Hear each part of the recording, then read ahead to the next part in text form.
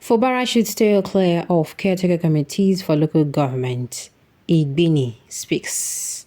Comrade Engineer Igbini Odafe Emmanuel is a politician and friend of both former Governor Wike and Governor Fubara of River State. In this interview, he bears his mind on the lingering political crisis in River State. He insists Governor Fubara is a more committed Wike loyalist than many others, but warns him against appointing a caretaker committee for local government councils. He also speaks on the conflict between the governor and the legislators of the River State House of Assembly. In the interview, earlier granted that dwelt on the escalating political crisis between Governor Fubara and former Governor Wike. You justified the decision of Fubara to retain former commissioners in Wike's cabinet. What is your action to the latest decision by him to redeploy two of these commissioners occupying very critical positions in what is believed to be a move to sack Wike loyalists from his cabinet? He replied, "Reshuffling of cabinet is a normal practice by presidents and governors. Let us remember that he is currently the governor, not Wike." Section 192 of the 1999 Constitution of the 1999 Nigerian Constitution, as amended, vests only in him the power to appoint whoever he chooses as commissioner, subject to confirmation by the House of Assembly. But after this, he alone has the power to redeploy or sack any of them. In this case, he only redeployed them within his cabinet. They were not happy about this and have chosen to resign, which is also their right to exercise. But this is targeted at the commissioners who continue to publicly pledge loyalty to Wike rather than to him, and certainly no governor will tolerate such. Is Governor Fubara not a core loyalist of Wike? Who among those commissioners have been more loyal and committed to Wike than him in the last 10 years? If they were more loyal to Wike than him, one of them would have been chosen by Wike to succeed him as governor. They asked, "But do you support the action of these commissioners publicly disregarding Fubara as a political leader?" He replied, "No, I strongly condemn their actions. In fact, it infuriates me whenever I see them talk disrespectfully in public about their boss, Governor Fubara. Even if they intend to reassure Wike and their supporters that they still regard him as a political leader, they must not do so in a disrespectful manner. None of them did this when Wike was governor. Never. But I must add that they have the right to continue to regard Wike as their political leader. Nobody can stop them. But as long as they're still serving commissioners, Fubara remains their boss and they must help him to succeed because Wike remains committed to ensuring that Fubara succeed and consolidate on his enviable achievement as former governor of the state. It was a reason for their consolidation and continuity campaign promise." They asked, Would you not have advised Fubara to terminate the appointment rather than reshuffling their position and retaining them in his cabinet? He replied, "No, I won't. I was in worse situation than Fubara when I was the Director General of Delta State Direct Labor Agency, DLA. Some civil servants whom I appointed as managers did not only continue to pledge their loyalties to some other persons, but tried to work against my success in office. But I did not remove them as managers. My daily and repeated advice to Fubara and Wike is that wisdom and strength are not two opposing values. Happily, they both heeded to my advice. Hence, the relative caution that they go about this misunderstanding, which I believe will soon be resolved. So, Fubara did the right thing by only redeploying them, which no doubt has sent a strong signal to remind all commissioners that he is the governor at whose pleasure they remain as commissioners. In my opinion, it also reassures that he still desires reconciliation with Wike. Some people will disagree with you that he retained them because he's still... Okay, he said, some people will disagree with you that he retained them because he still desires reconciliation with Wike.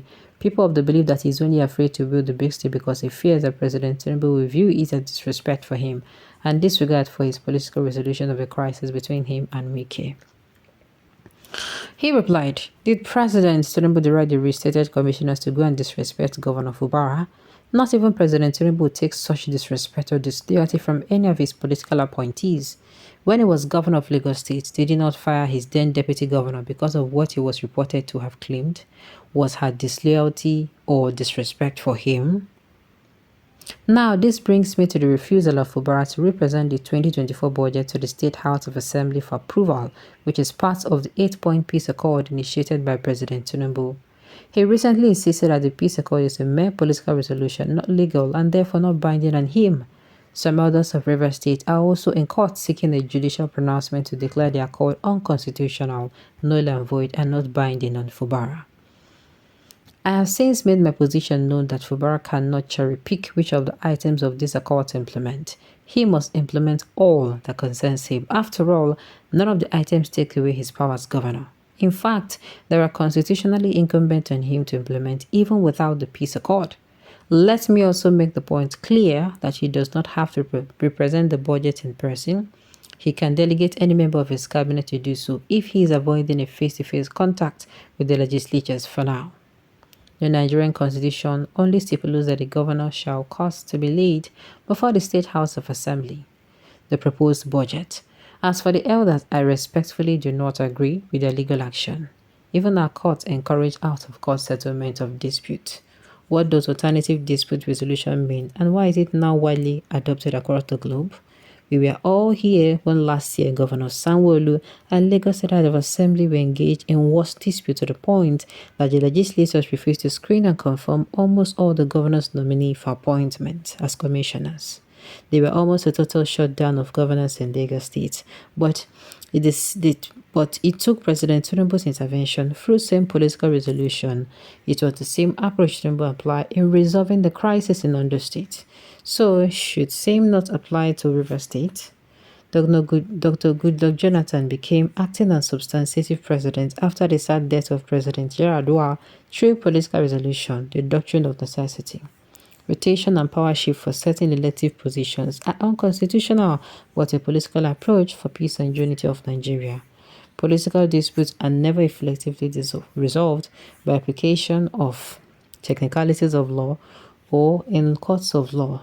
The crisis that showed the annulment of June 12, 1993 presidential election escalated because some elders and groups opted to use the technicalities of laws and our courts. They failed.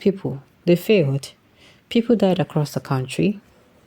But at the end, political approach was adopted to peacefully resolve the crisis. They asked Fubara'S refusal made the State House of Assembly members to threaten a fresh impeachment against him. What is your take on this? He replied, was there any impeachment against Fubara before now? No. They have no intention of removing him from office. The legislators only want him to accord them the legislature respect. Nothing more. I agree with them. He should respect the legislature. But we also how these same legislatures also but we also how these same legislatures almost impeached him last year, but were prevented by the courageous storming of the assembly complex by Fubara and his supporters. He replied, this is not true.